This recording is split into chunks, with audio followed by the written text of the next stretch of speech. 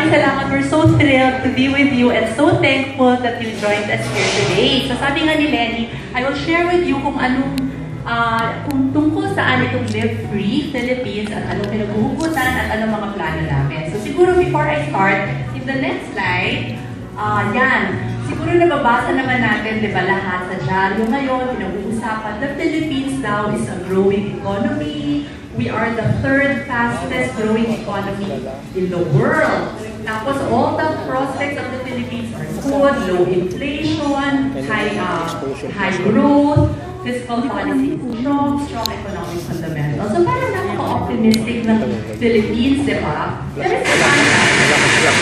si Sunlight, bilang gusto namin tulungan ng mga Filipinos ubunlan ang buhay nila, we did our own study. We wanted to know, sige nga, kung sinasabi ng mga periodista na maganda ang economic prospects sa Philippines, kamusta naman si Juan de la Cruz? Nararamdaman ba niya? So, we did a survey. In the next slide, you will see, kinumission namin si SWS, Social Weather Station, and we did a survey of 1,200 respondents, Filipinos nationwide, including Luzon.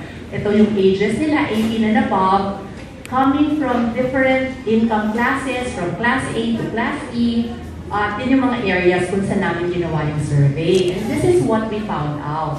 We asked them, the next slide, we asked them, when can you say, kailan mo masasabi, Mr. Filipino Juan de la Cruz, when can you say that the Philippines is a developed country? Ito yung mga sagot nila, top answers. When we have good access to, when we have good access to affordable education, good education, having a developed economy, access to job opportunities, kasi marami pa rin walang trabaho, access to affordable medical care, and having protection against crime and violence. And then we also asked them, tinanong namin sila, okay, sa tingin nyo ba, ang Pilipinas ay developed country na? Kasi nga, sa dyaryo, di ba, it looks so bright, the prospect. So, sabi naman ng tatlo, 3 out of 10, or 30% said yes.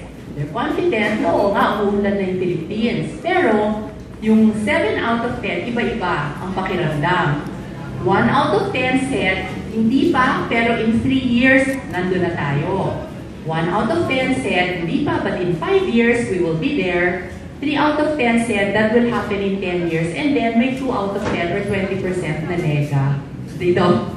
Wala na daw pag-asa Pilipinas. May 20% na ganyan. But the good news is, 80% optimistic that the Philippines can actually be a developed country. So, tinanong namin sila, okay, kung developed country si Philippines, ano naman sa tingin nyo ang magiging impact nun sa iyo, sa buhay mo, sa family nyo? 7 out of 10 said the impact will be positive. Pero surprisingly, meron pa rin mga nagsasabi na wala naman, hindi naman ako makikinabang dyan, so no impact, o kaya negative pa nga, mapapasama pa yung buhay nila, feeling nila.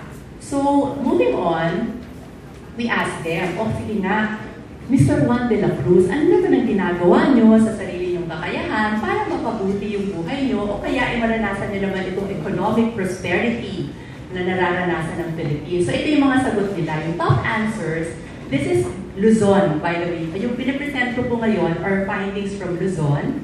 57% are saving money, which is good.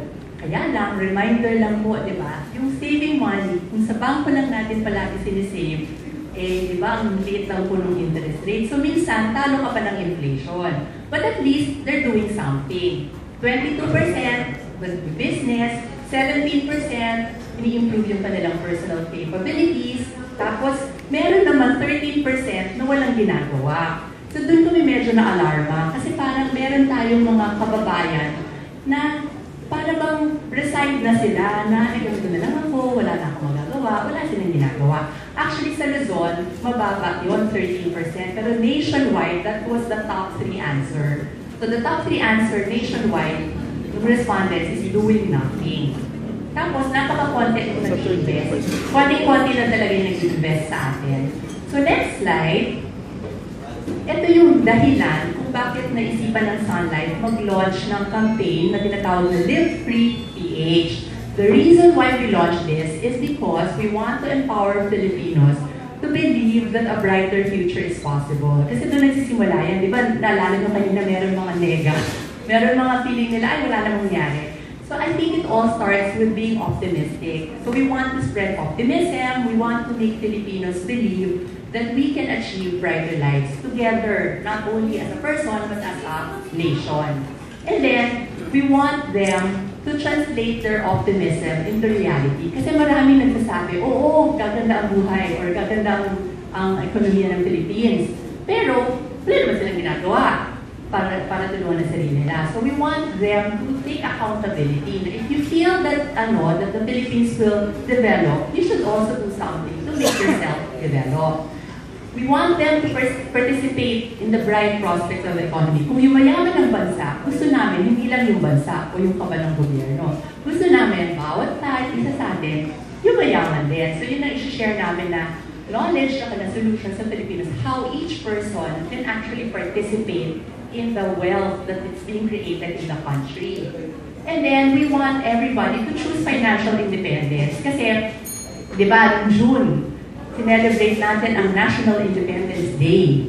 Pero kung matanong namin, ano sineselebrate? Ang dami-daming Pilipino kapos, gipit. So matatawag ba natin ang sarili natin na malaya kung sa pera naman ay gipit tayo at kapos? So gusto namin lahat makalaya from financial burdens. Then finally, we want everybody to take action.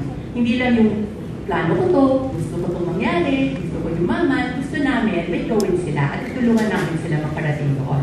So, we want to create a brighter Philippines through the collective action of every Filipino who chooses financial freedom. And we're asking for your help kasi napaka-importante nyo sa aming mission na tulungan kami maipalaganap itong message na to na everybody, every Filipino has the right to be free financially and we can all do something about it. So, yun nga sabi ni Lenny, sa bawat tao, iba-ibang kahulugan ng financial freedom. Sa mga bata, all it means is gusto nila, libre silang makapag-travel kung gusto nila.